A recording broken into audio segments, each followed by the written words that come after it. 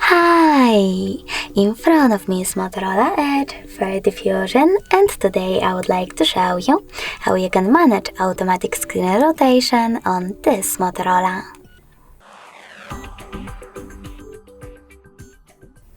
First of all, access tab menu. Now look for Auto Rotate shortcut and click on it.